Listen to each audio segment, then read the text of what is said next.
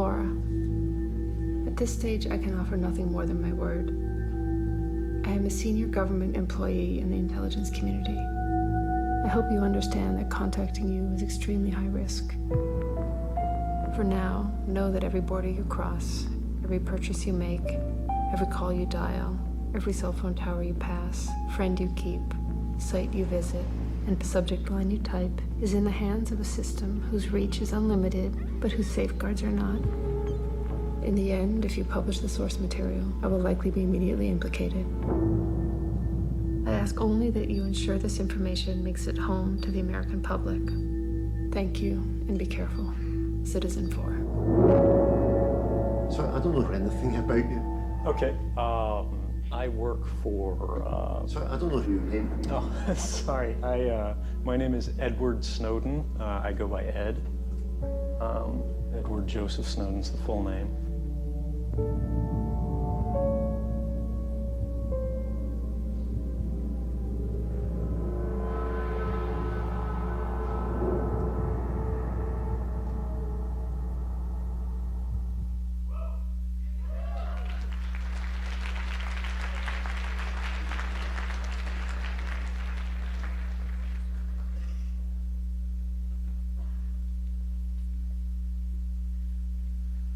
Hi, everybody. So first of all, thank you all very much for coming tonight. We thought that we would begin the evening off with a statement of Native solidarity, specifically that Concordia University is located on the unceded territory of the Ghanaian Gehaga, a territory which has long served as a place of meeting exchange. The Concordia Student Union recognizes the Ghanaian Gehaga as the traditional custodians of these lands and waters on which we meet today for this very exciting event. And without further ado, I'm going to pass it off to Anthony.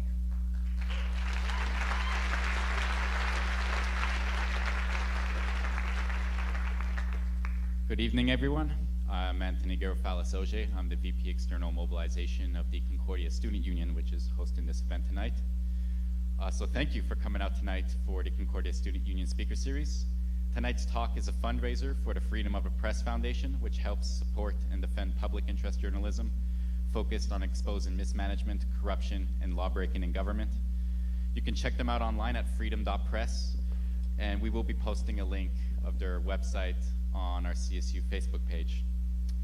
Tonight's talk is part of the CSU Surveillance Week, an initiative of the Student Union to bring awareness to one of the most pressing issues of our time. We had multiple events this week regarding surveillance, and we hope to do more throughout the year. One of these events is the screening of Citizen 4, which you just saw the trailer for, in partnership with ADDM, the Rencontre Internationale du Documentaire de Montréal, and this will be happening in this hall November 13th at 8:30 p.m. on a Thursday, and there will be discounted tickets for students. Mass surveillance is not a thing of science fiction, but an all too real reality. The proliferation of internet and the pervasiveness of smart devices has brought with them a new set of challenges. Massive amounts of our private data is being stored in servers, used by corporations, and sold and shared to governments, as Edward Snowden revealed. Surveillance powers of states are expanding, and we are not immune to this in Canada. Harper is moving ahead and will expand the surveillance powers of the Canadian state under the guise of fighting terrorism. But it is worth remembering who this government considers a threat. This is a government hell-bent on expanding the tar sands. This is a government that considers environmental activism and fighting to halt climate change as undermining the national interest. And this is a government which is supervising an RCMP that documents have revealed has been monitoring speaking events at Concordia University and even a divestment workshop held at McGill University. If we are to win the fight to stop the expansion of the tar sands and block the pipelines that would transport this crude east and to halt dangerous climate change, we must be aware that our activities could potentially be monitored by a government who is putting the interests of the oil industry before that of the public, and we must act accordingly.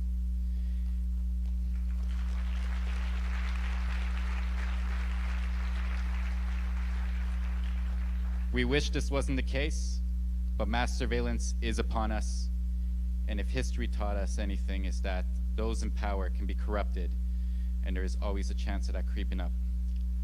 The CSU is a member of the Protect Our Privacy Coalition, coordinated by openmedia.ca. We will continue to bring awareness to Concordia about mass surveillance issues, and we will work with other student associations and civil society groups to oppose this assault on our civil liberties. Thank you.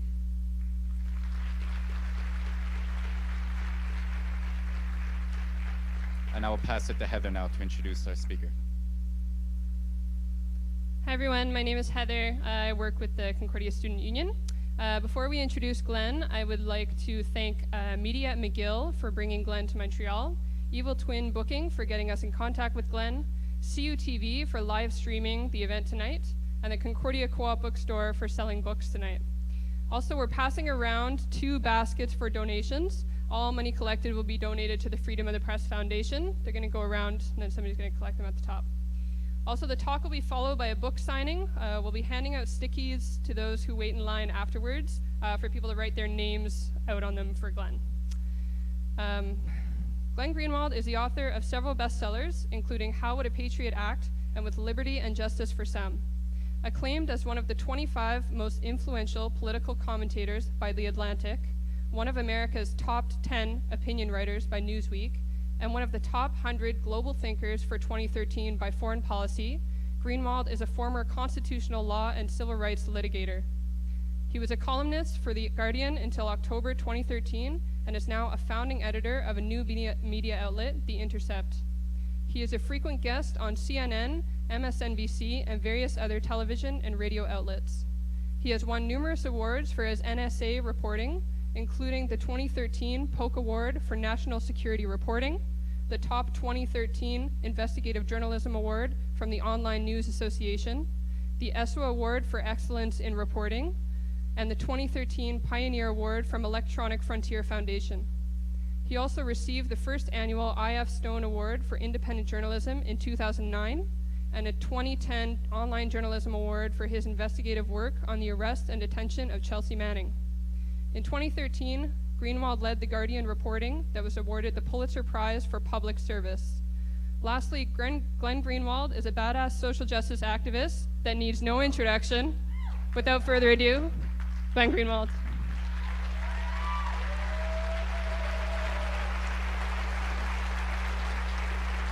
Thanks very much.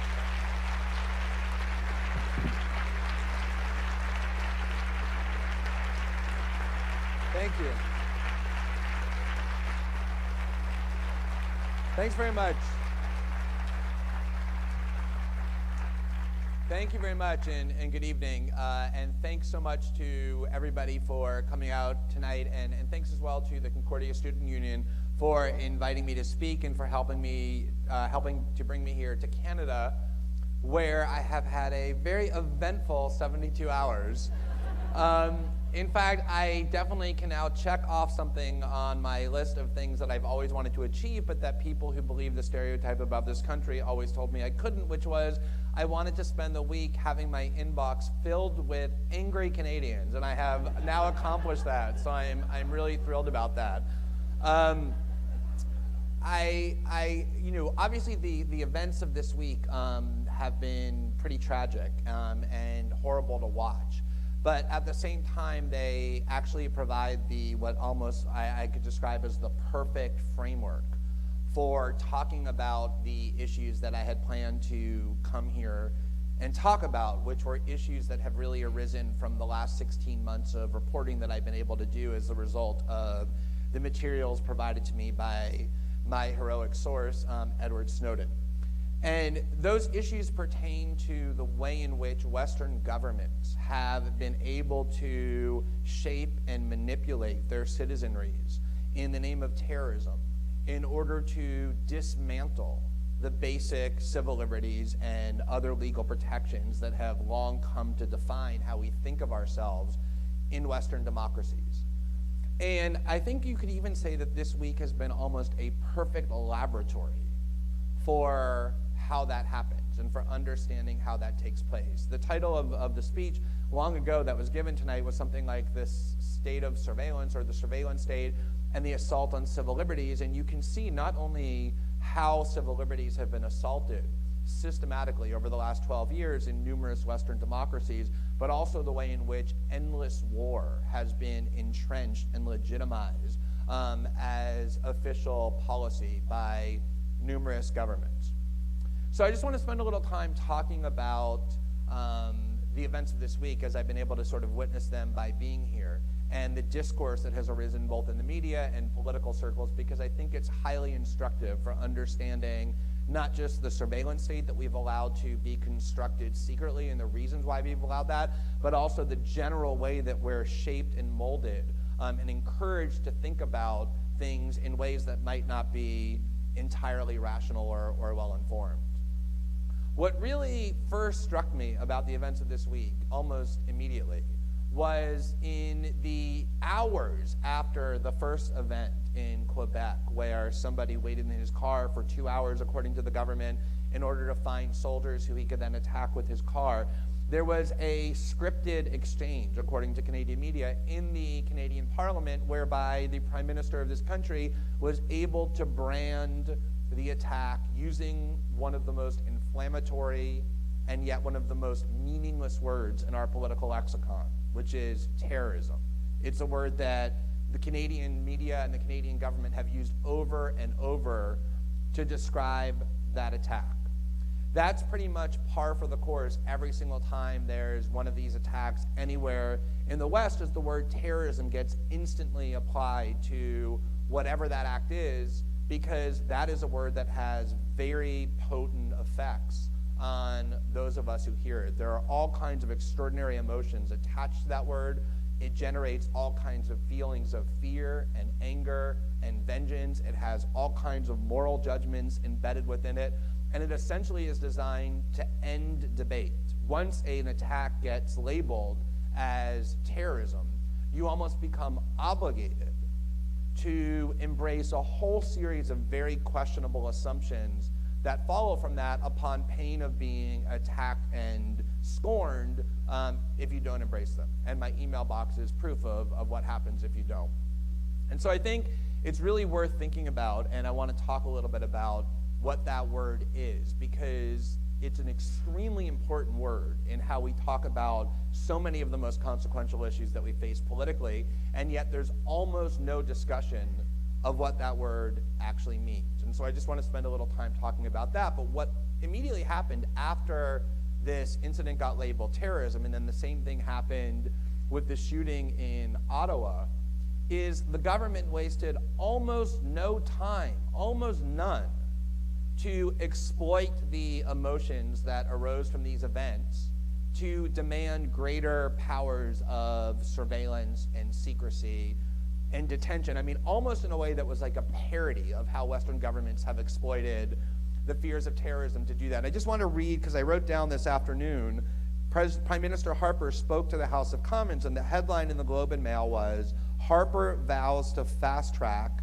the boost to spy policing powers after shooting." And his quote in the House of Commons, Prime Minister Harper's was, quote, "Our laws and police powers need to be strengthened in the areas of surveillance, detention, and arrest. They need to be much strengthened. I assure members that work which is already underway will be expedited." Really as brazen of a declaration as I've ever heard Western governments make of their intention to take the emotions surrounding one of these attacks and instantly exploit it to justify a full array of radical new powers without much debate, to do it, as he said, expeditiously. Another attribute that I think was really notable about what happened this week is what I've often called the too soon fallacy. There were all kinds of people who wrote me emails this week in Canada saying, look, I kind of agree with some of the arguments that you were making and the media interviews that you were giving and the article that you wrote about these attacks, urging us to view these attacks from a broader perspective, but I just kind of felt like it was too soon. You should have waited a little bit longer before kind of introducing these ideas. And this is something I've heard a lot whenever I've written about attacks, and the immediate aftermath is these arguments were just too soon. The emotions were too raw. You weren't sensitive enough in how you made the arguments. And yet, obviously, Prime Minister Harper and the Canadian government doesn't at all recognize this sort of rule of etiquette, that it's too soon to start politicizing the attacks. Almost from the first instant, the way in which the government and the way in which the Canadian media was talking about these attacks was extremely political.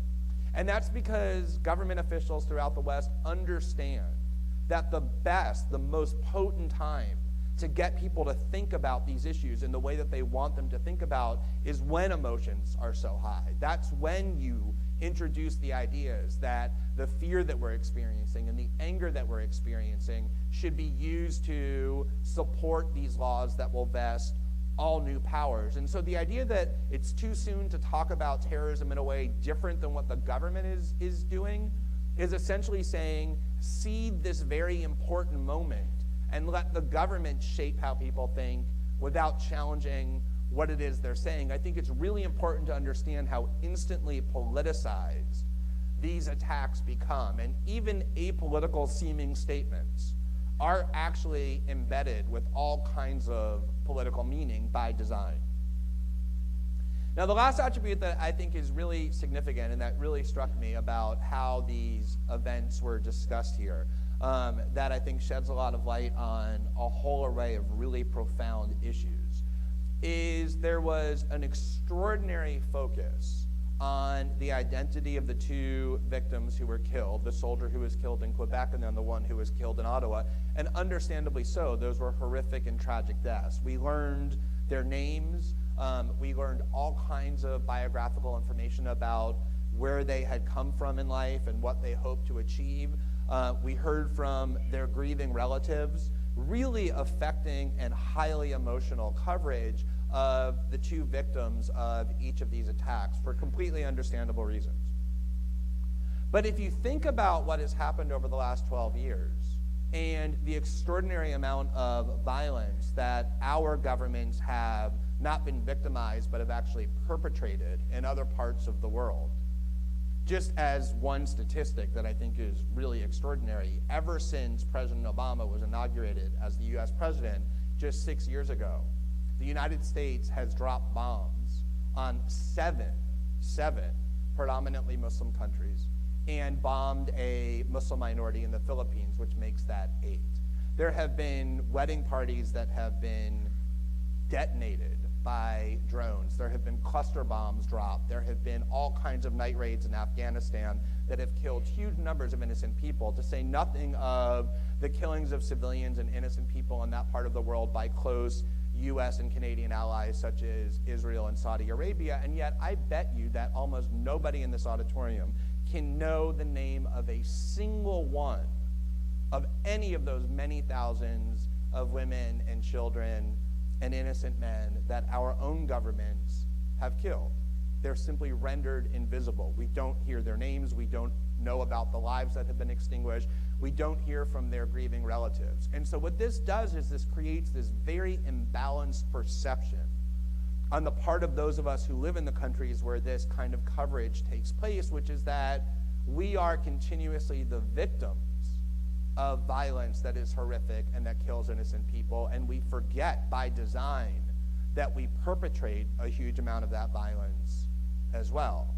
And I think one of the reasons why I felt so eager to weigh in on the debate that I was hearing was as a corrective to that narrative, to essentially say that it is our responsibility as citizens in a democracy not only to focus on violence done by other people against us, but to think about the violence that we allow our government to do year after year after year after year in multiple countries around the world, and to think about the causal link between those policies and the violence that we grieve over when it takes place very close to our home. And I think the really important point to think about with all of that is not just the way in which that imbalance allows us to be very easily manipulated. If we really do believe that we're the continuous victim of hideous violence like we saw in Quebec and Ottawa, but never the perpetrators, then we're much more easily convinced to give the government ever greater powers, because we really do then believe that we're facing some kind of supremely irrational type of violence motivated by religious extremism or something equally irrational that we need to protect ourselves from. And And we avoid what could be a really constructive and fruitful question, which is, are there policies that we have enabled or endorsed or allowed to take root that are actually contributing factors in this ongoing violence? And the real point here, I think, is, it's very easy to look back at history and prior generations and to understand what it is they did and to condemn what it is they did. It's much harder to think about how our contemporaneous society will be viewed by future generations. But one thing I think you can say for certain about Western society in the post-9/11 era is that when future generations look back on what we've done, they will say that we were in a posture of endless war.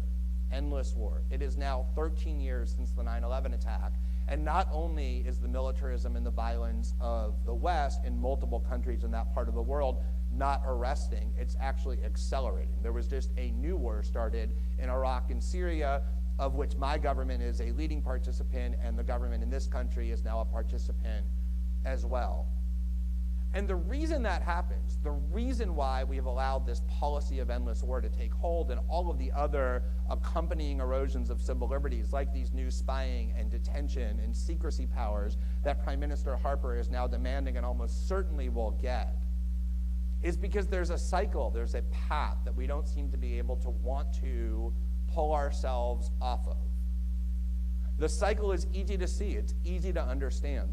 Western countries do things in that part of the world because they're very interested in that part of the world, because there's oil there and Israel is there and there's other interests that are there. They do things like invade other countries or occupy other countries or bomb other countries or support governments that do that. They impose a sanction regime on Iraq that has killed hundreds of thousands of Iraqi children. They support Israel and its aggression against its neighbors. They put bases on what is considered holy soil in that part of the world. They overthrow democratically elected governments in that part of the world and prop up despots and tyrants like the one that ruled Egypt for 30 years or the ones that are now ruling Saudi Arabia. And there's a perception in that part of the world that these acts are really unjust, and it produces anger. And that anger ultimately leads some people, a small minority in that part of the world, to think there's all this violence and aggression being brought by these countries to our part of the world. We now want to bring it back to that part of the world. And when they bring it back to that part of the world, our part of the world, the reaction is we need to drop more bombs and do more invasions and do more occupations or more rendering or more torture or more imprisonment, which in turn increases the anger and the resentment and the anti-Western sentiment of that part of the world, which brings more violence to our country, which ensures that the cycle continues and escalates and spirals. And that has been the history of the West over the last 13 years. And as long as we continue to react to these kinds of attacks the way that some people in the political and media circles in Canada are seeming to demand, which is still greater surveillance powers, greater dismantling of basic liberties, greater militarism, it is impossible to see how that cycle will ever end. And that's why I think it's so important when an attack like this happens, as uncomfortable as it might be for people to want to hear, to demand that we think about not just the obvious and easy and understandable emotions that we're having over seeing attacks like this, but to look at the broader picture and wonder what it is that we're doing and our own actions are in terms of the role that it's playing in these events. And so that was sort of the impetus for why I wrote what I wrote, but it's also the backdrop for everything that weeks ago I had planned to come here and talk about, which is all of these policies of surveillance and the erosion of freedom. But it's been a critical week, I think, for understanding that process in a really vivid way. So I want to talk a little bit about surveillance and the reporting that I've been able to do for the last 16 months about the NSA, but also about the Five Eyes Alliance, which includes the UK, Australia, New Zealand, and also Canada. And to start talking about this reporting, I want to tell a little story about the first time I was able to do reporting from this archive in a way that specifically pertained to Canada. because I think it has some really important lessons for not just how we think about surveillance, but how we think about the broader framework, which is the very first time that I was able to do reporting on Canada was back in October of last year, and I did a report with the television outlet Globo, which is based in Brazil, where I live. And the report included some top secret documents that we disclosed that showed that the Canadian spying agency, CSEC, was systematically spying on the Ministry of Mines and Energy in Brazil, which just very coincidentally happens to be the agency of greatest interest to the Canadian timber and logging industry. And I remember at the time thinking that this was going to be a huge story in Brazil, because Brazilians are very wary of spying for unfair economic advantage, but it also smacks of the kind of colonialism and imperialism that has plagued the history of that country for a long time. But I didn't think it was going to be a big story at all in Canada, and that's generally because my experience has been in doing this Snowden reporting that when you report on stories involving country A is spying on country B, country B, the country being spied on, cares a huge amount about the story. But country A, the country doing the spying, really doesn't generally care at all. People care a lot about the stories you do showing what they're spied on, but they care very little about stories when you show them the people they're spying on. But in this case, my expectations were actually thwarted. It turned into a huge story in Canada. It led the nightly news here, I think, for 4 or 5 nights. I was deluged with interview requests by big Canadian media. There were a lot of good Canadian journalists who did lots of follow-up reporting on this story about CSEC, and it really shocked me. It really surprised me what a big story, how much it resonated here in Canada. And I asked a few Canadian journalists why that was. Why did this become such a big story in Canada? And what they told me was really interesting. They said basically there were 2 reasons why it became such a big story. One reason was that there were a lot of Canadians, maybe a majority, who didn't even know there was such a thing as CSEC. They were like, wait, we have our own NSA that does this level of spying? I mean, it was kind of just shocking. But the second reason they said that it resonated here so much was because the revelation was so inconsistent with the Canadian national self-perception. There was this kind of sense of, wait, we're Canadians. We don't engage in spying for unfair economic advantage on democratically elected, friendly countries like Brazil. There was just this cognitive dissonance between the revelation and how Canadians think of their own government. And they said that half jokingly, but I think more so actually more seriously. And I found that really revealing, because when people ask me, and I get asked this all the time in interviews and everywhere I go, what has been the most significant and shocking part of what you saw in the Snowden archive? What is the most significant consequence of the surveillance reporting you've been able to do?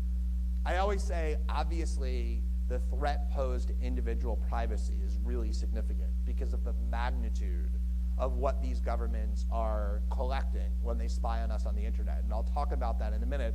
But even more profoundly significant is the threat posed to democracy by these policies. I mean, the idea that governments that call themselves democracies, the US, the UK, Canada, Australia, and New Zealand, could do something so profoundly consequential, like build a massive spying apparatus that is intended to spy on the entire internet without a whiff of disclosure, any knowledge at all, on the part of the citizenry that's supposed to hold their governments accountable, I think shows how much democracy can be imperiled without our even knowing about it. I mean, if we as citizens are unaware, I don't mean about the details and the specific technical aspects of these programs, I mean just about the broad strokes of their existence. If we're unaware that our governments are doing something as obviously significant as building a system that is intended to collect all of our electronic communications so they can store them and then analyze and monitor them at will, what really what meaning does democracy really have? How can you make informed choices about who you want to run the country or who you don't want to run the country if you're kept in the dark about what it is that they're doing with the power that you vest in them? There was this story that we were able to do, I think 3 or 4 months ago, from the archive that didn't get as much attention as I think it deserved, given what it revealed, which was the NSA has this kind of weird, kind of creepy internal magazine. It's like the NSA's own internal magazine. It's top secret, but it looks exactly like a magazine, like any magazine that you can go and buy on the street. And like any other magazine, they have like features and they have interviews and they boast about all the great successes that they have in invading other people's privacy and communication. And one of the issues that we had in this archive contained this interview. And the interview was with the official at the NSA who is responsible for managing the foreign partnerships that the NSA has. So he manages the NSA's partnerships with the intelligence agencies in Europe, with CSEC, with the GCHQ in Britain. And the interviewer asked him, the interviewer said, you know, there's this really strange phenomenon, which is all of these other countries have elections where they have wildly different outcomes. Like sometimes the right wins and sometimes the left wins. You have like really hardcore conservatives or really like radical liberals who win. And it doesn't really seem to change at all the relationships that we, the NSA, have with these other governments. Like it makes no difference. There's no impact on our ability to spy with these other countries based on who wins their elections. Why is that? And it was weird. I mean, one of the weird things about reading the Snowden archive is that you encounter this extremely unusual circumstance where the political officials who speak actually tell the truth. And the reason is because they didn't expect that anybody would ever know what they were saying. And it's amazing how that expectation produces really candid responses. But what he said in response to that question was, he said, almost nobody outside of the military institutions in those countries even knows about these spying activities or about the partnerships that we have, meaning none of the people who are elected by the citizenry, the political officials, are aware at all that these partnerships exist, and so of course they can't change them. It's really a way of saying that there is a state within a state, that there are components of our governments that have been almost entirely removed from democratic accountability by virtue of having no transparency and operating completely in the dark. And we've allowed that to happen because of the kinds of reactions that we see in Canada this week that have been really adeptly exploited. And I find that to be probably as significant as the revelations about surveillance. The fact that we've allowed these systems to operate almost entirely in the dark. And one of the things that you've seen, I think, over the last year with even the Canadian reporting that we've done is we've been able to introduce certain documents that show that Canadian government officials and CSEC do in fact use this spying apparatus to spy on Canadian citizens, to spy on Canadian soil. And not only did they deny that they did it before that reporting existed, they even continued to deny it once the documents were presented. And the reason they've done that, the reason they're able to deny that which these documents so clearly demonstrate they're doing, is because they're so accustomed to being able to make any kinds of claims that they want about the world, because they generally are able to operate in such extreme secrecy that nobody can check what it is they're doing. They're accustomed to being able to lie to the public without accountability. And that really is, no matter what your views on the balance between surveillance and privacy is, or transparency and secrecy, that should be something that is genuinely disturbing, to allow parts of our government, huge parts and consequential parts, to operate with that level of secrecy. Now, I want to talk a little bit about the spying itself and what the revelations have shown about the extent to which our privacy has been compromised. There have been, I think, now over 100 stories, probably closer to 200 stories in, I think, 28 countries around the world from the Snowden archive, and a lot of the material has been complicated. The topic itself is complex.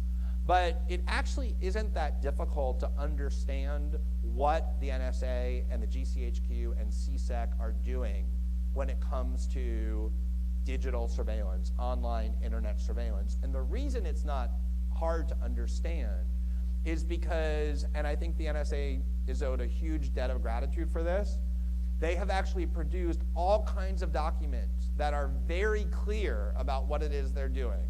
Really easy to understand. Again, ones they thought you would never see, but we are now able to see. The institutional goal of the Five Eyes Alliance, that includes your government and mine, is captured in their motto, the motto that appears over and over and over again in their documents. The motto that describes their goal is collect it all. Collect it all. Not collect some of it or collect a lot of it or like collect the terrorist communications. It's collect it all.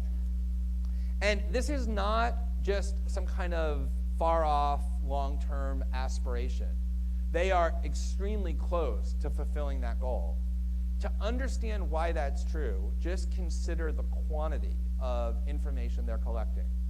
Every single day, not every year, every day, the NSA collects data on billions, with a B, billions of emails and telephone calls and chats and searches that people all over the world produce. Every single day, billions.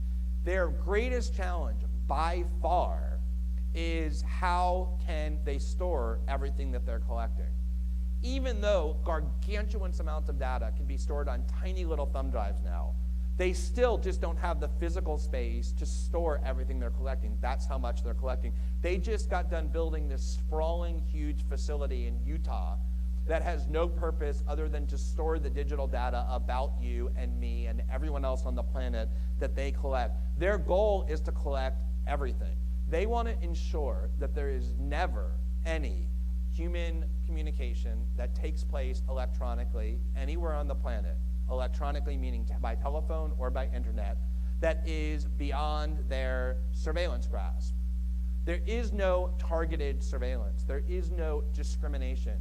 There is no attempt to identify only bad people and collect that information. They want to place a full-scale dragnet over the internet in order to collect everything and are very close to achieving that.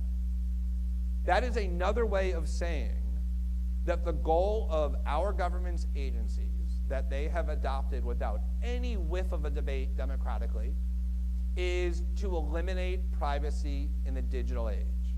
Eliminate all individual privacy in the digital age. That is not hyperbole. That is not dramatic license I'm taking. It is not melodrama to make a point. It is by definition true that if all electronic communication events are collected and stored, and when they want monitored and analyzed by our government, human privacy ceases to exist in the digital age when it comes to the primary means that we now use to communicate with one another, which is the internet. We only know that because of the documents that Edward Snowden took from the NSA and provided to us. For years, our governments were saying, to the extent that they ever talked about surveillance, you need not worry, this is only targeted at terrorists, it's only designed to protect you against violent terrorist plots. They're still saying the same thing, like Prime Minister Harper standing up in the House of Commons today saying that they want even greater surveillance powers than they already have in the name of terrorism. These documents leave no doubt that none of that is true. None of that is true. I did a debate, I guess 6 months ago now, in Toronto. It was in May, so maybe 4 or 5 months ago. And I debated against General Michael Hayden, who was the director of the CIA and then director of the NSA during the Bush administration. And his partner was Alan Dershowitz. And the documents that had this phrase, collect it all, was ones that I was about to publish. I was a week and a half away from publishing them in the book that I wrote that came out almost immediately after the Monk debate. And General Hayden, in order to defend the surveillance system, stood up and he said what US officials and surveillance officials have been saying for years, which is, he looked sort of like the average grandfather. He took on this like very grandfatherly tone, and he talked about like how important privacy is to him, and he really wants to protect your civil liberties, and they're struggling for this balance. But he wants to assure everybody that if you're not one of the people planning to, for example, blow up the auditorium in which we're all gathered, you don't need to worry. They're not collecting anything about your communications. And I stood up, and I knew my publisher was going to kill me because I was like 10 days away from publishing these documents, but I just couldn't take it. And I said, you know what? Everything that he just said is not true. And you know, the reason that I know it's not true is because you probably have heard that I happen to have like many tens of thousands of their most secretive documents. And many of those documents describe their institutional mission exactly the opposite as the way that he just described them, which is not collect the bad people's communication. It is collect it all. And I talked about the documents that said collect it all and what that means. In fact, there's one document that says, here is our surveillance posture, and it's this ugly little circle with 6 little dots around the circle, and at the top of it, it says sniff it all, and then it says process it all, and then it says exploit it all, then it says know it all, and then the last one says collect it all. That is the institutional posture of the NSA, and you should believe that because that was written when they thought that you would never know. In response, he had to stand up for his rebuttal, and I mean, I have found him, you know, I've regarded General Hayden, as I said in the interview that I gave before the Monk debates, to be one of the most pernicious human beings on the planet for a long time. Like, he's actually a war criminal. And I talked, in fact, about, before this event, the sort of crisis I was having, because you go to these events, the Monk debate is this very kind of high-end, prestigious event, and they have a cocktail party beforehand, and you're supposed to shake hands with, you know, your good faith adversaries, and I talked about how difficult that would be for me to do with either Alan Dershowitz or General Hayden, to pretend that I had any respect for them when I just simply didn't. Anyway,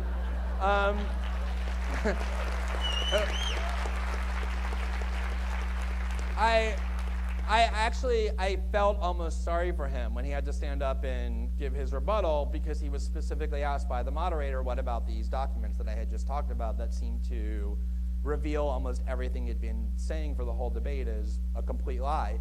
And what he said was, he said, I've seen these documents, and I think it's really important to understand that when we say collect it all, we don't mean collect it all. That was his answer.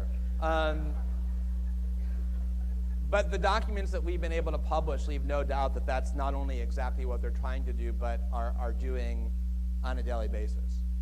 So I want to talk a little bit about why you should care about that and why that matters and what the implications are.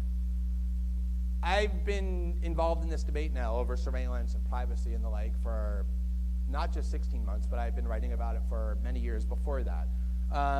And the most common sentiment that gets expressed by people who want to dismiss the importance or the danger of this surveillance state is one that I'm positive many of you, probably all of you, have heard, and maybe some of you actually think, which is, it's essentially grounded in this view that there are 2 kinds of people in the world. There are the really bad people, and then there are the good people.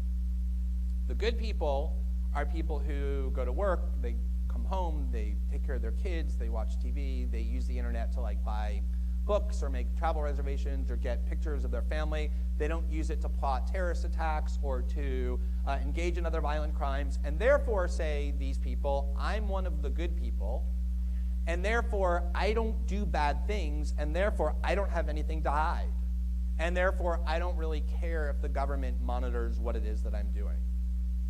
There was this interview that the longtime CEO of Google, Eric Schmidt, gave in 2010, in which he was asked about all of the different ways that his company, Google, is violating people's privacy by making huge amounts of data about them available.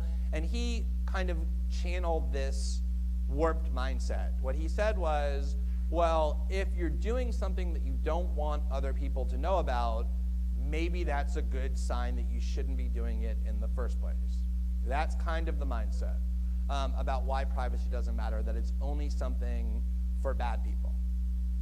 Now, there's a lot of things that you can say and should say about that mindset, But the most important, I think, to observe is that the people who say that they don't really value their own privacy, they don't actually believe it. There is not any of you who think that, or anyone that you know who says it, who actually believes that.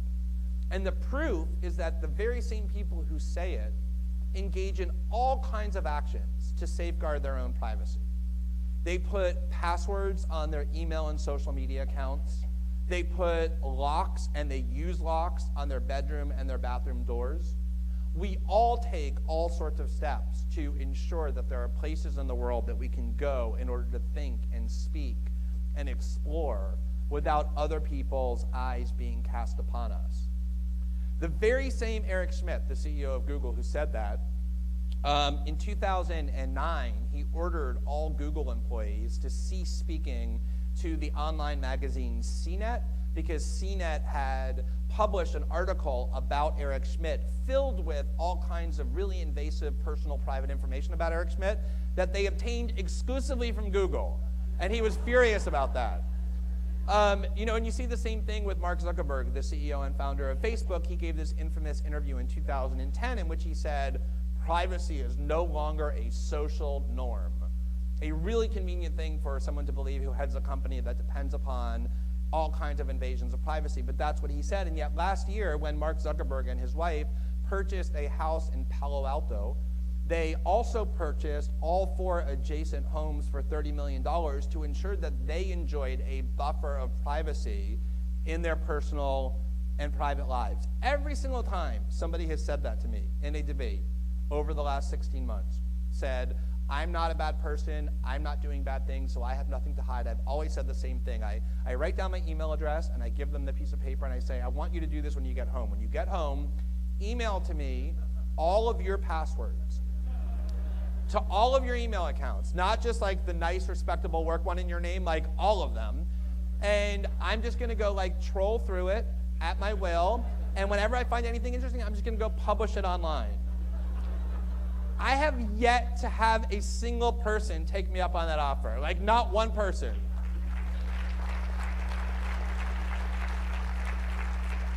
And I check that email address that I give out religiously, and it's a very lonely and desolate place. It's nobody emails me there. And there's a reason for that. There is a reason for that. And that reason is that as human beings, we all instinctively understand why privacy is profoundly important to how we live and to who we are. It is true that human beings are social animals, which means we want other people to know what we're doing and what we're thinking and what we're saying, and that's why we voluntarily put some information about ourselves online. But equally essential to what it means to be a free individual is having a private realm that we can go where no judgmental eyes are being cast upon us, where we're not being monitored. The reason for that is that we all, every single one of us, the bad people and the good people, we all have things to hide. There are things that we're willing to tell our physician or our psychiatrist or our lawyer or our spouse or our best friend that we would be mortified for anyone else in the world to know. There are things we're willing to do when we think nobody's watching that we would immediately cease if we knew that somebody was observing what it is that we're doing. We constantly make judgments about the kind of information about ourselves that we want other people to know about and the kind of information about ourselves that we want nobody else to know about. And there's a reason why privacy is so valued, even by those of us who pretend that we don't care about it. And the reason is this. People who are in a state where they think they're being monitored change their behavior radically. There are all kinds of psychological studies that show that when somebody thinks they're being watched, the behavioral choices that they make are far more conformist and compliant and submissive. And that's because human shame is a really potent motivating factor. And when somebody is being watched, they make choices that are not the byproduct of their own agency, but that are the byproduct of the mandates of societal orthodoxy or convention. There is in religion the understanding that if you can convince people that there's this invisible authority figure constantly knowing everything that you're doing and watching everything that you're doing, that will motivate you never to deviate from the decrees that you're given. A society that is always being watched is a society that will be far more conformist and far more compliant. That is the reason why all tyrants, overt and more subtle ones, crave a system of mass surveillance. It keeps people in line. You don't need to arrest and kill dissidents or legally mandate adherence and loyalty to a party. A state of mass surveillance actually creates a prison in the mind. It makes people conformist through their own choices. Conversely, the critical point to realize is that it's only in the realm of privacy, only in a sphere where we can go and think and reason and explore without other people watching and judging. Do things like creativity and dissent and exploration exclusively reside. And that is the reason why, even if you're not a political dissident who thinks the government is interested in what you're doing, when we allow a society to exist in which mass pervasive surveillance has taken root, a crucial part of what it means to be a free individual is profoundly crippled. So I just want to spend the last little bit of time talking about a couple of lessons that I personally have learned over the last 16 months from working with Edward Snowden, and that I think everybody can learn from having watched these events. One of the things that struck me the most when I met Edward Snowden and I went to Hong Kong was his age. I had been speaking with him for many weeks online, and I formed a mental impression of who he was based on my conversations with him online, even though he didn't tell me anything about himself other than the fact that he worked at the NSA and had huge numbers of documents that he wanted to give me. It just wasn't safe for him to tell me anything about who he was. And so I formed a mental impression of him. And I'm sure you've all had this experience that when you talk to somebody online that you don't know and you form a mental impression of who they are and then you meet them, it's never like what you imagine it to be, even in really just routine casual meetings. That was the same here. I had assumed for all kinds of reasons that he was almost certainly in his 60s or 70s. I was picturing this old man talking to me the whole time. And in part it was because of the sophistication of his insight, not just into surveillance, but into media tactics, and political realities. But also it was because he said to me early on, in one of the very first conversations that I had with him online, he said, I know that most sources who do what I'm about to do, which is turn over to journalists information that the law bars you from turning over, are desperate to remain anonymous and to hide. And what he said to me was, I have no intention of hiding. I intend to come forward and identify myself as the source of this information because I want to explain to the world why I did what I did. And I don't want to lend credence to the idea that I've done something wrong by skulking in the shadows. I'm proud of what I've done. I actually think it's the right thing to do. And so I want to come forward and be identified as the person who did it. And he understood exactly what the implications were of making that choice. We talked about it in that very first conversation, that it would almost certainly mean that he would spend the rest of his life in prison. That was the working assumption about what would happen to him that we had from the start.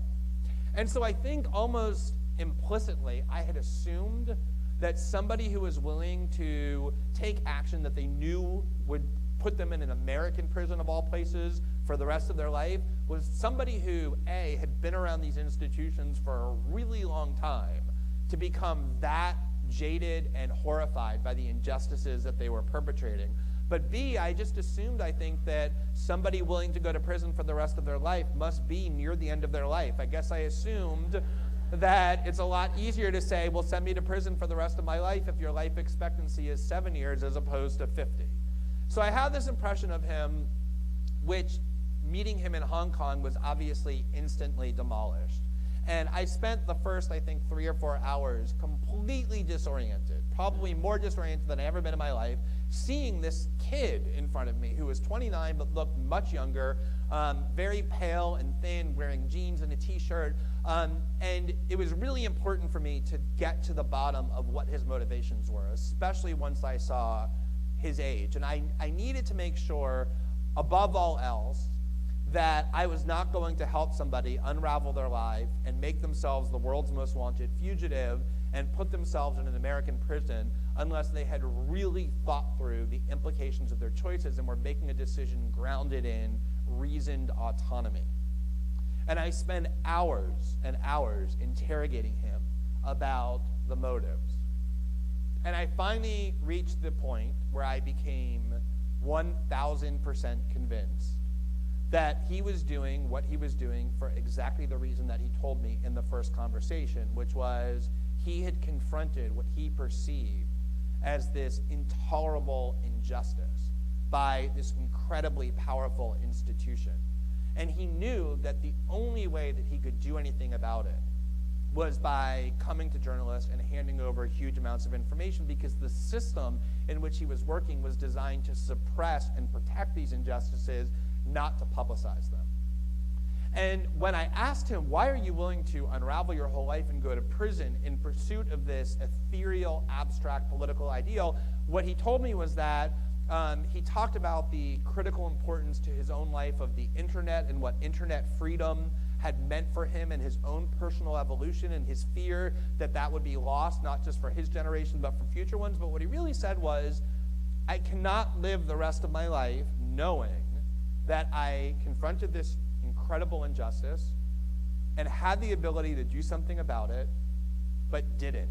He said the pain of having to have that on his conscience for the rest of his life was infinitely worse than anything the US government could do to him as punishment, including imprisoning him for decades. Now,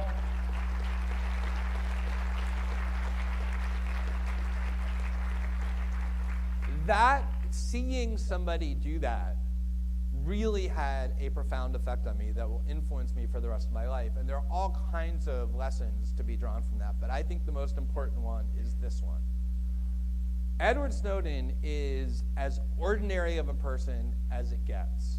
His background was completely unremarkable. He grew up in a lower middle class home, really financially struggling. His father was in the Coast Guard for 30 years. He didn't even finish high school. He was uninterested in high school. He didn't finish high school. He never went to college. He had absolutely no power, position, or prestige of any kind.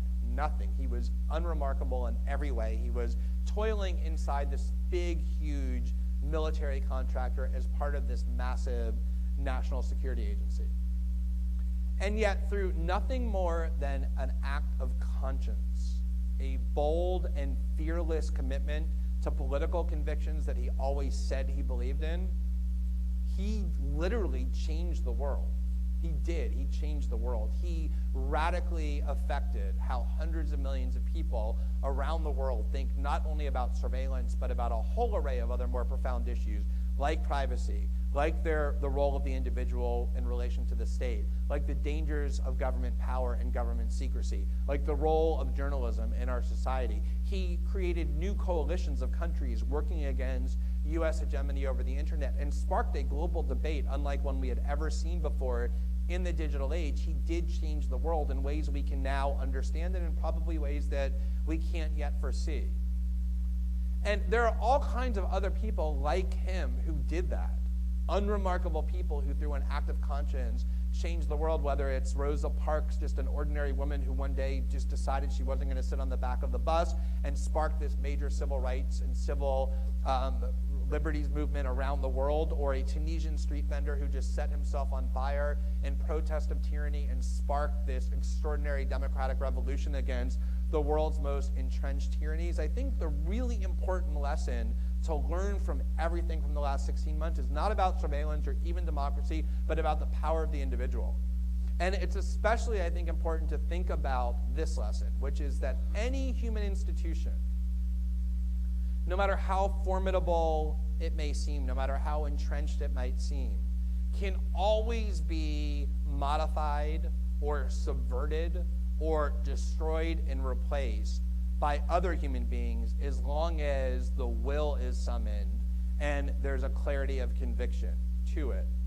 And I think there's this tendency, and I've seen it ever since I began writing about politics, to kind of this temptation of defeatism, to say, well, these injustices I confront are so massive so institutional, so entrenched, that there's nothing that I as an individual can do about them. And I think all of these kinds of lessons should be the permanent antidote to that defeatism. It really sounds a little bit cliche, but it actually is really true, and there's all kinds of evidence that proves it, that every single individual, no matter how ordinary they might be, has within their abilities the power to change the world. And I think that's a crucial lesson for all of us always to keep in the forefront of our minds. So thank you very much. I really appreciate it. Thanks so much for coming.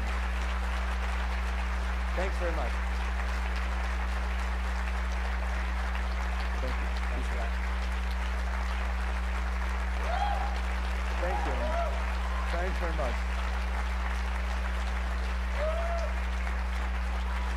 Thank you so much.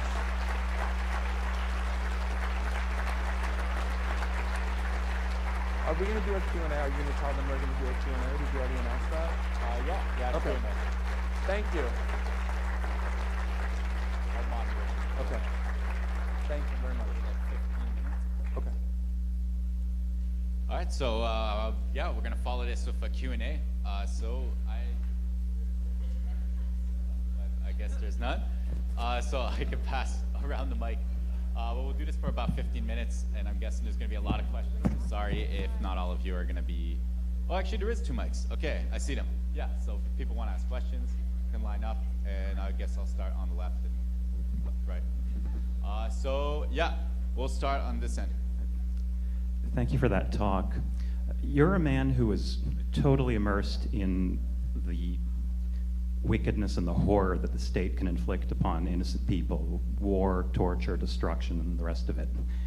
And I think one of the things that comes out of your work is that this is not just a case of a few bad apples. This is not a case of the wrong people being in power. It's something that is deeply entrenched within the system. It's baked in, it has deep roots, it is pernicious, and there's a long, long history to this.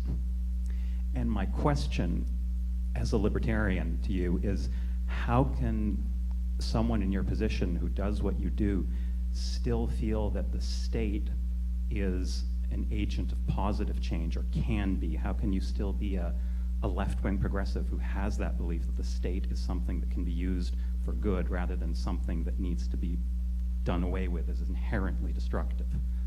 Well, there's all kinds of examples of people collectively working together for some sort of social good. I mean, if you look at the history of the United States, you have all kinds of societal evils that were embedded in the founding, and the solution for them was all kinds of collective measures: the elimination of slavery, or the emancipation of slaves, or the enfranchisement of women, or civil rights protections that people who are really marginalized and weak and needed. But I think your question is a valid one, which is the more power that you vest in the state, the more abusive the potential exists. The potential exists for that power to be abused. And I think we need to be on guard constantly against abuses of collective power. But I think to say the solution is to just assume that every exercise of government power or every act of the collective is inherently wicked and evil is not just way too extreme, but just empirically disproven. And to just allow society to become this kind of unmediated, unregulated system of anarchy, I think it's going to trample on a lot of people in ways that probably the majority of us would be really uncomfortable with. But I think the question is a valid one and needs a lot of balance. Good. Okay. So I just forgot to mention that there's going to be a book signing afterwards. I think Charles mentioned that, but just to let people know. But we'll go on this side on the right. Hi. Hi. You make it unequivocally clear that they're collecting everything. So my question to you is, what are your suggestions for any of us to maintain any sort of privacy? That's a great question. And I think, I think one of the most important things to come out of the reporting is how much people have changed their thinking about the need to safeguard their own privacy. You see these tech companies like Facebook and Apple and Google, which prior to this reporting were incredibly enthusiastic and eager to turn over communication data at will to the government because there was no cost for them to do so. And now they're really petrified that people will no longer use their services if they are looked at as collaborators with the NSA. So I think that's one really important way to protect your own privacy, is not to use companies that have proven to you that they will violate your own privacy, and to use only those instead that are demonstrating that they are committed to your privacy. So don't use Google email, use RiseUp email, for example. Or don't use Facebook, use social media accounts that are actually interested in some sort of social good. The other way, though, is that there are all kinds of tools that exist to protect your own privacy. Tools of encryption, tools of anonymity, to use things like the Tor browser when you're using the internet, to use PGP encryption. Right now, the problem is that only tens of thousands of people in the world use encryption. And what the government does is, in their mode of thinking, they actually think, there are all kinds of documents, for example, that say, here's what to look for, here's how to spot a terrorist. And one of the ways that they try and spot terrorists are people who use encryption. Their idea is actually, if you want to hide what you're saying from them, you're presumptively a bad person. You're probably up to no good. The reason that works is because right now there's very few people who use encryption. The more of us who use encryption, so that it's not 10,000, but it's 100,000, and then 10 million, and then 100 million, it will become impossible for them to continue to do that. That is a very serious wall between your privacy and what these agencies are doing, and I think it's incumbent upon all of us to start to use them. Okay.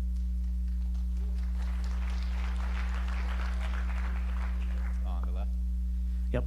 Thank you for your talk. It was incredibly insightful and articulate. I have two questions.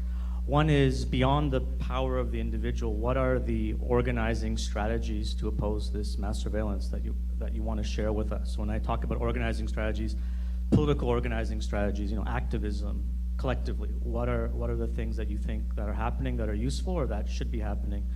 And the second question is, you mentioned Rosa Parks as an example of the power of the individual. She refused to go to the back of the bus, but historically she wasn't the first one who refused to go back of the bus. There were several people who refused to go back of the bus, but they were less palatable to, say, white middle-class opinion in Boston and New York at the time. They were, unwed mothers, or they were profane, or what have you.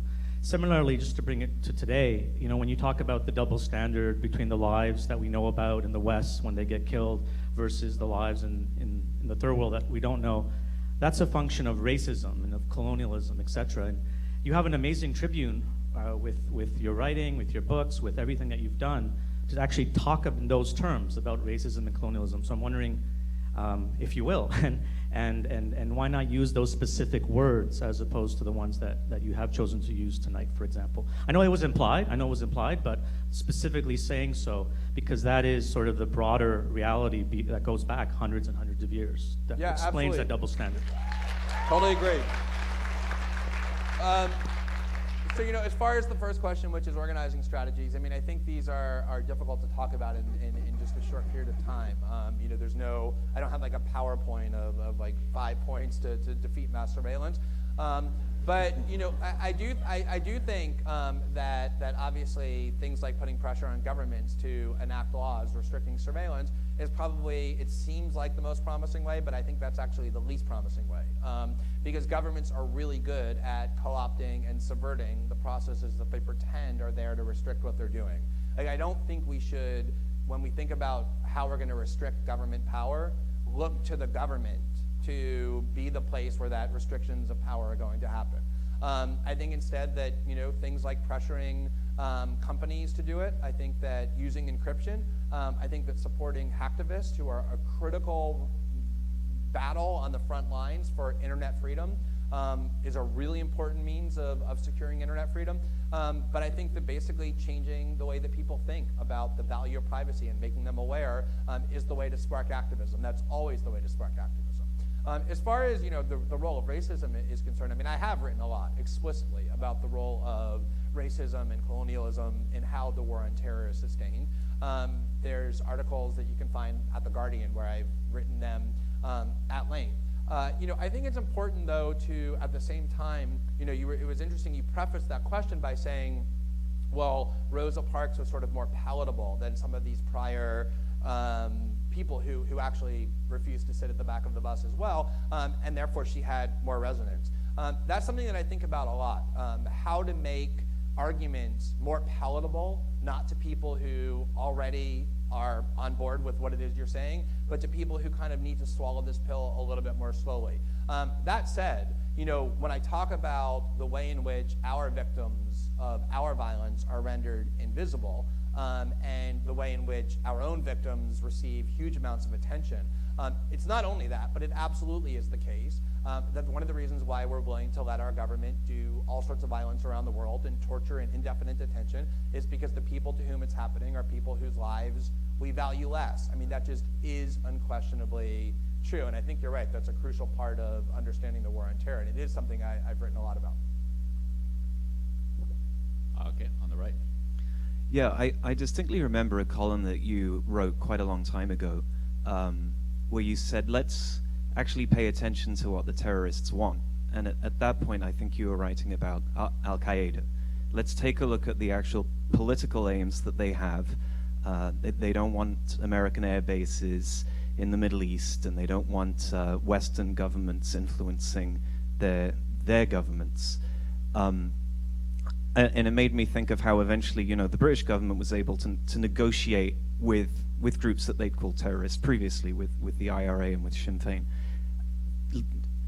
My question is, now with the supposed new threat, it's made in the media to seem a lot worse, maybe even than Al-Qaeda was. Is this true, or is this something that the media is having us believe? Is there any negotiating with groups like ISIS? Well, first of all, the worst threat ever to be known to human existence is always the threat the government wants you to focus on at the current moment. If you go back and look at what the U.S. government was saying for years during the Cold War, there was never any empire as evil or savage or uncontrollable as the Soviets, and that was always the argument, was therefore you couldn't negotiate with them. And then when the Soviets got replaced with Al-Qaeda as the principal villain, it was almost like the argument was that Al-Qaeda makes the Soviets look reasonable and rational by comparison, and therefore things like containment don't work. And then when Al-Qaeda kind of got boring as the lead villain and it was time to bring in ISIS, it became, oh, this group is even too savage for Al-Qaeda, who are like now the moderates or something. There are members of extremist groups in every single culture and in every single society who probably can't be reasoned with. And it is true that ISIS is a savage and hideous group of extremists. You definitely don't want to be within their reach, but their reach is extremely limited. I mean, I was amazed when I was in New Zealand a month ago, where I did reporting on the surveillance policies of that country in the lead up to their election. And I had this sort of war of words with the prime minister who was running for re-election over a week about the reporting I was doing, and essentially what he kept saying was, we need to do this surveillance because of ISIS. And it was like, you're in New Zealand, ISIS is not coming to kill New Zealanders in New Zealand. But it was effective. I mean, he won. He's still the prime minister. And so, I think this fear-mongering has a really critical component to it that's very effective. Because it plays on actually what this gentleman was asking about earlier, which is this othering. If you never hear about or hear from a group of people, it's really easy to demonize them. So do I think that you could sit down with every member of ISIS and reach a negotiated settlement across the mahogany table in Geneva? No, probably not. But what I do think is that you could easily gut a huge amount of support that they get by ceasing to do the things that make people in that region look at ISIS not as this hideous, dangerous threat, but as a defense force against aggression and imperialism by the West. Nothing helped Al-Qaeda's recruitment more than the war in Afghanistan or the drone program in Yemen. And nothing helped ISIS's recruitment more than the announcement of a new bombing campaign in Iraq and Syria. So there are all kinds of things that we can do that will severely weaken that group. I think dropping bombs on them is the thing that probably most strengthens them.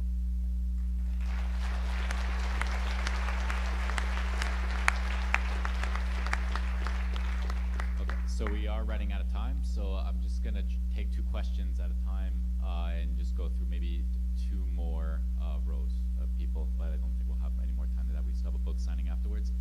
So if, you can start on the left and then the right and then do another.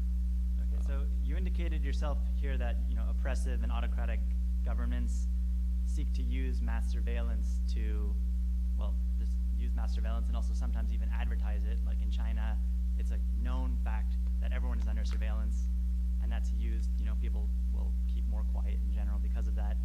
And you also indicated that scientifically, people self-censor more and conform more when they know they're under surveillance.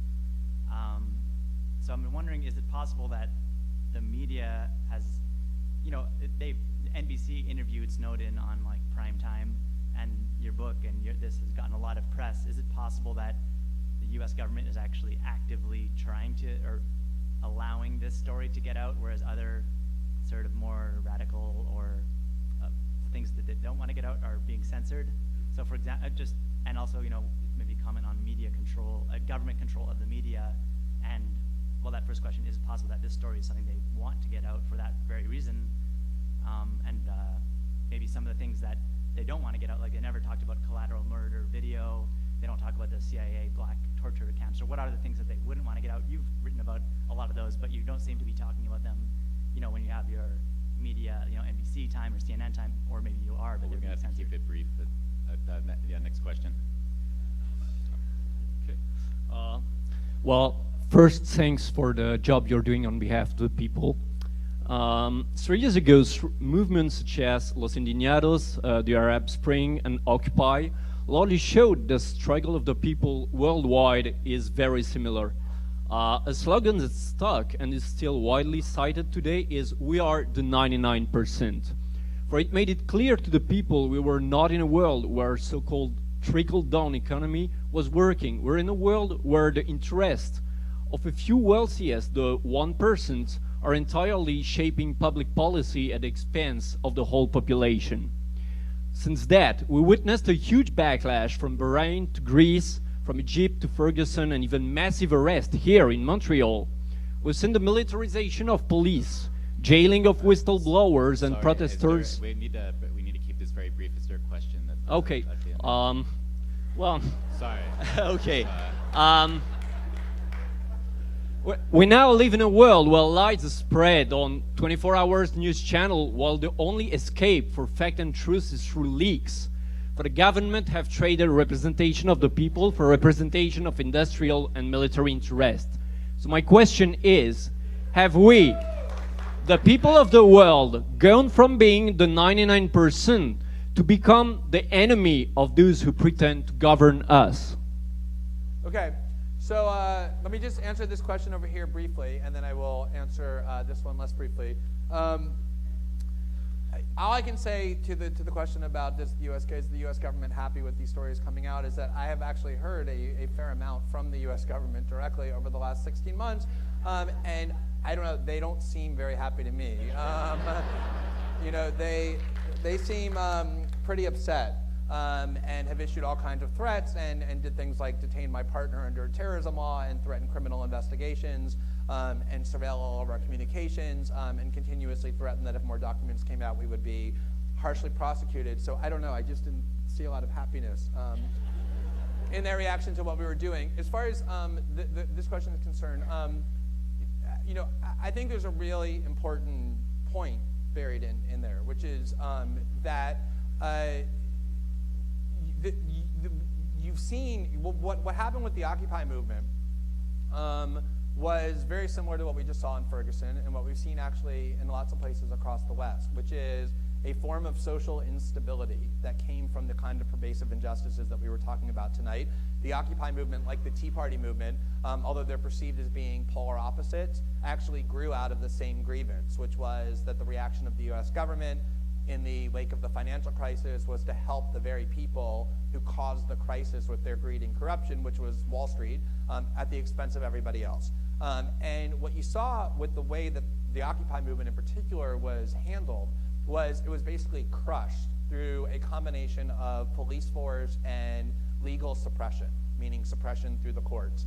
And I think you saw this in Ferguson even more so, where people were actually shocked to see things like tanks and paramilitary gear on the streets of an American city in response to peaceful protesters exercising their legal right to assemble. And I think this is one of the most critical developments that has been really overlooked. The concept of mass surveillance, collect it all, was first pioneered by General Keith Alexander when he was deployed in Baghdad. And his idea was, I want to collect all communications taking place in this war zone in Iraq. And then once he became the head of the NSA, he transported what was a war doctrine, collected all, onto American soil. That's what we're seeing, is the transformation of what previously were war doctrines directed at foreign populations, transported onto domestic soil. So not just in the US, but also in Canada, we now have drones being used increasingly for surveillance purposes, and ultimately they'll be used for weaponized purposes. The kinds of secrecy that get used in war zones is now what our governments are doing here. The kinds of police tactics that were seen in Baghdad are now seen on American cities. So we were once talking about these tactics that are really radical and extremist as part of the war on terror directed at foreign populations. They're now increasingly being directed at these government citizenry themselves on soil, to the point where the American government has actually claimed and exercised the right to target even American citizens for death by drone without a whiff of due process, as they did when they killed the American-born cleric Anwar al-Awlaki in Yemen in 2011. So that, to me, is one of the most disturbing developments of all, is that we talk about this war on terror radicalism, but I think the goal of it, other than the massive profit that gets made on it, is the expectation that because of this huge economic instability and economic injustice in Western countries that have led to riots in London and Madrid and unrest even in the US, there's a need to safeguard these elites against that kind of anticipated unrest. And one way to do it would be to change the policies and placate the anger, but the other way is the one they've opted for, which is to just bolster their own security. And I think ultimately these policies, once justified in the name of security, are much more about social and domestic control at home in anticipation of this unrest. So thank you very much again, everybody. Really appreciate it. Yeah, I think we passed the time for questions. So am I sitting here for the? What? Am I sitting here? Hold on a second. Am I sitting here for the